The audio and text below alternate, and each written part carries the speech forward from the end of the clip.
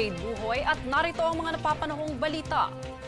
Na-rescue ng Philippine Navy ang 26 na katao matapos lumubog ang isang bangka malapit sa Taganak Island sa Tawi-Tawi.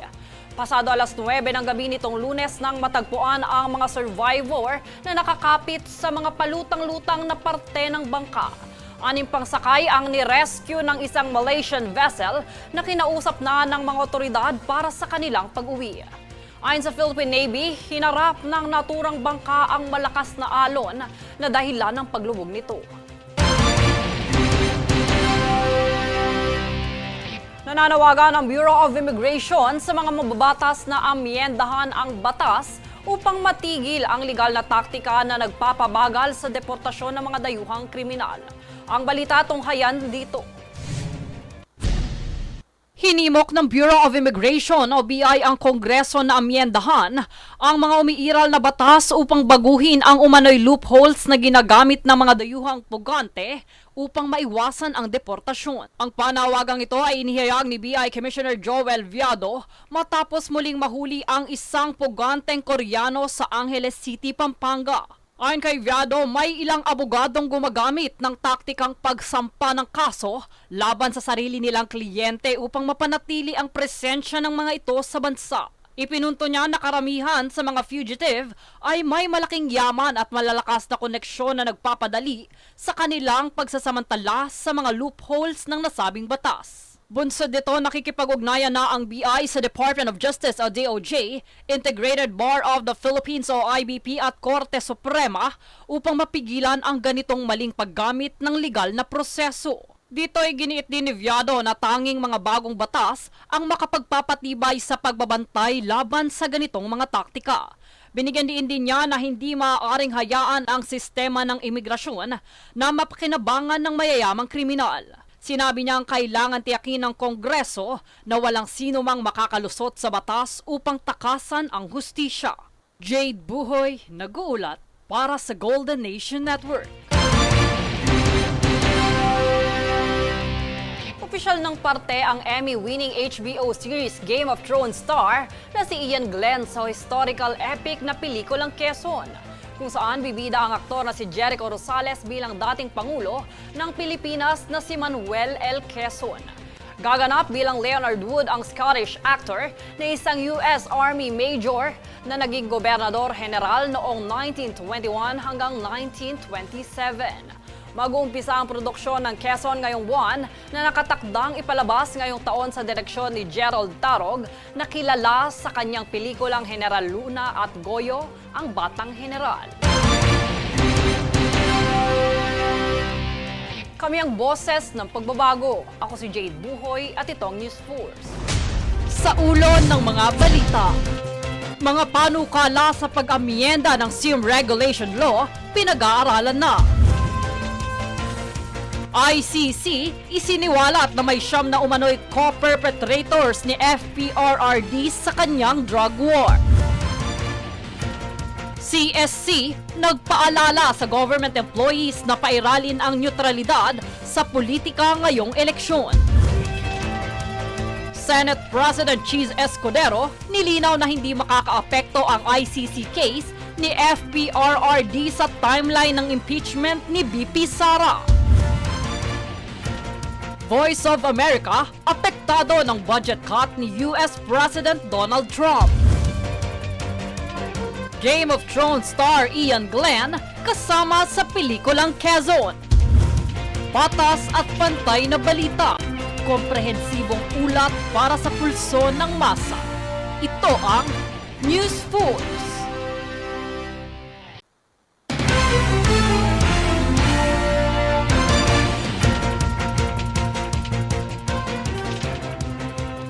Ako si Jade Buhoy at narito ang mga napapanahong balita.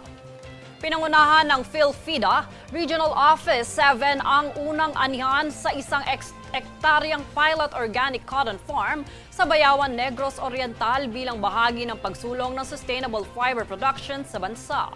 Ang proyektong ito ay sinagawa sa kahilingan ng PCAF upang ipakita ang potensyal ng organikong pagsasaka ng bulak. Katuwang ang lokal na pamahalaan at mga magsasaka.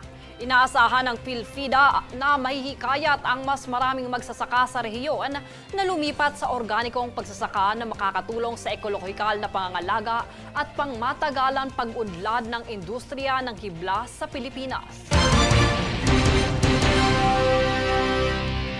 Giniit ni Senate President Francis Escudero nitong Lunes na walang katotohanan ang mga haka-haka na makakaapekto umano ang ICC case ni dating Pangulong Duterte sa impeachment proceedings laban kay Vice President Sara Duterte. Aniya, ang dalawang kaganapan ay walang ugnayan sa isa't isa. Tunghayan ng ulat ni Princess Castro. Pinabulaanan ni Senate President Francis Cheese Escudero nitong Lunes ang mga kumakalat na espekulasyon na makakaapekto umano ang pag-aresto kay dating Pangulong Rodrigo Duterte sa timeline ng impeachment proceedings ni Vice President Sara Duterte. Pagigiit ni Escudero na walang kaugnayan ang dalawang usapin sa isa't isa dahil ito ay magkahiwalay na nangyari at wala rin umanong rason upang maantala ang mga dapat na gawin ng Senado anuman ang nangyayari sa The Hague. Dagdag pa niya, wala sa batas na ipagpaliban ang impeachment dahil sa ICC at mga protesta dahil hindi ito basihan sa kanilang target na panahon ng pag-uumpisa ng trial. Wala sa batas na ipagpapaliban namin ang impeachment dahil may ICC. Wala sa batas na ipagpapaliban namin ang impeachment dahil may kilos protesta. Walang ganong basihan para magbago anumang ninanais o direksyon ng schedule na nais naming tahakin sa ngayon. Kaugnay nito ay kinumpirma rin ng senador na ang impeachment timetable ay nananatiling pareho sa naunang iminungkahing idiniin na ito ay matatapos lamang kapag natuloy ang sesyon ng Senado. Nauna na ring inihayag ni Escudero na nakatakdang magpulong ang Senado bilang impeachment court sa 3 ng Hunyo kung saan ang mga senator judge ay manunumpa sa kanilang tungkulin. Sa 3 rin ng Hunyo nakatakdang umpisahan ng Senado ang impeachment trial laban kay VP Sara isang araw pagkatapos ng pagpapatuloy ng sesyon nito sa 2 ng Hunyo. Princess Castro nag-uulat para sa Golden Nation Network. Pinag-aaralan na ng National Telecommunications Commission o NTC ang mas pinaigpit na panuntunan para sa SIM registration. Bilang panukalang amyendahan ang SIM Registration Act. Pagigit ng NTC, ito'y sa kabila ng pagpapatupad ng SIM Registration Act, patuloy pa rin ang paglaganap ng tech scams. Kabilang sa panukala ang pangangailangan na personal na pagpunta sa pagpaparehistro katulad ng pagkuha ng driver's license o NBI clearance.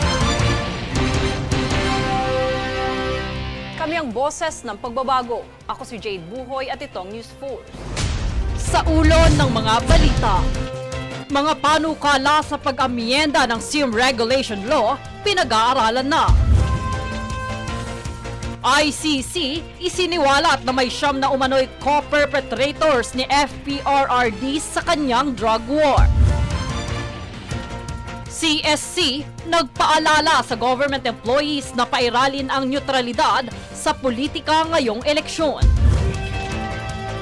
Senate President Cheese Escudero, nilinaw na hindi makakaapekto ang ICC case ni FPRRD sa timeline ng impeachment ni BP Sara. Voice of America, apektado ng budget cut ni US President Donald Trump. Game of Thrones star Ian Glenn kasama sa pelikulang Quezon. Patas at pantay na balita, komprehensibong ulat para sa pulso ng masa. Ito ang News Force.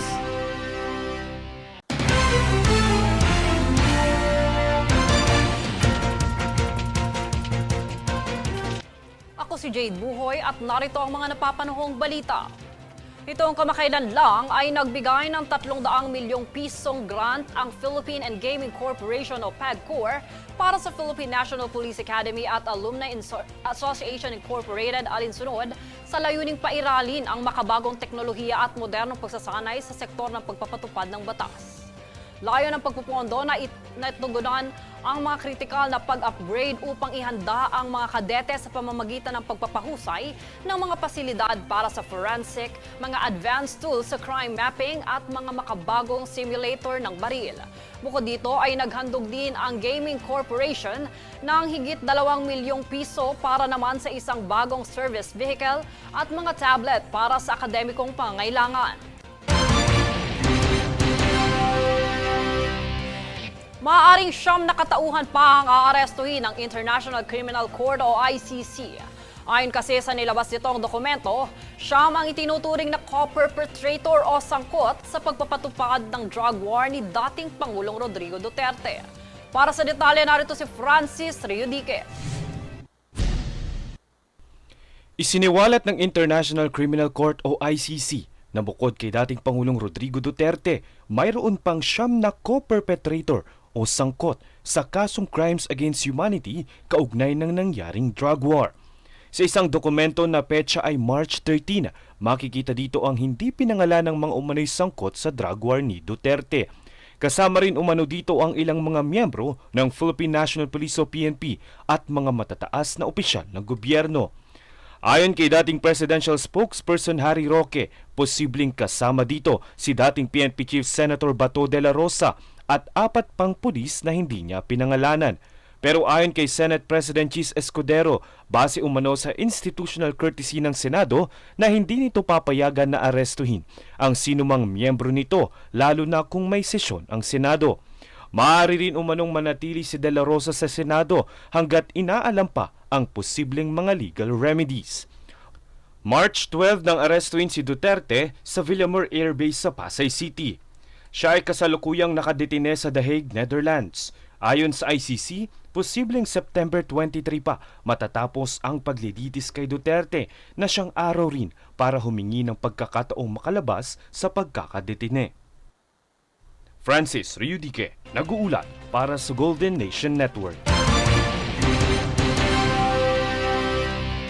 Ilalagay muna ang mahigit 1,300 na mamahayag, producer at support staff ng Voice of America at iba pang state-funded news organization sa ilalim ng administrative leave.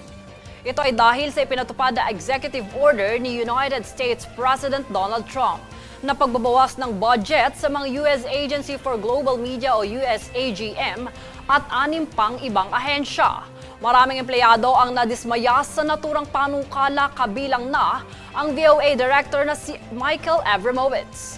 Dahil sa unang pagkakataon sa loob ng 83 taon, pinatitigil na mag-operate ang VOA, nilimitahan o hinadlangan ang kanilang pamamahayag.